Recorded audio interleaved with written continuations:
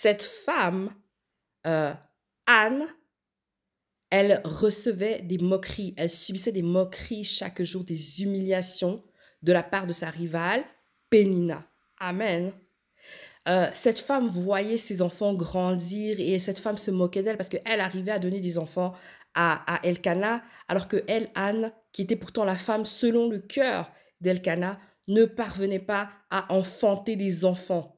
Il y a des choses comme ça des fois dans la vie. Tu peux être celui qui est même choisi par Dieu, aimé de Dieu. Tu peux être un enfant de Dieu, tu vis dans la justice, mais tu expérimentes des combats, tu expérimentes des humiliations. Pourquoi? Parce que le Seigneur veut qu'au travers de ces épreuves, un jour, tu sois un témoignage et tu puisses faire éclater sa gloire.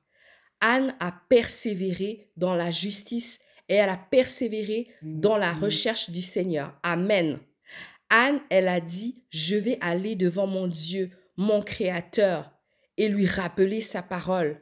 La Bible nous dit que Anne est entrée dans le temple de Siloé et elle a répandu son cœur devant Dieu. En fait, ses pleurs sont devenus des prières qui sont montées tout droit à Dieu. Amen.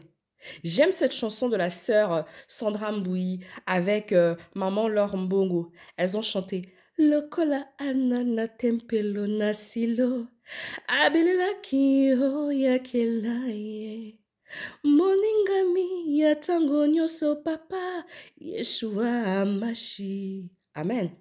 Ça veut dire que Anne, quand elle est rentrée dans le temple de Siloué, elle s'est adressée à son Créateur. Elle ne s'est pas adressée à n'importe qui. Elle s'est adressée à son Créateur. Elle s'est adressée à son ami de tous les temps, de tous les jours, Yeshua Amashi. Elle lui a fait sortir tout ce qui était dans son cœur.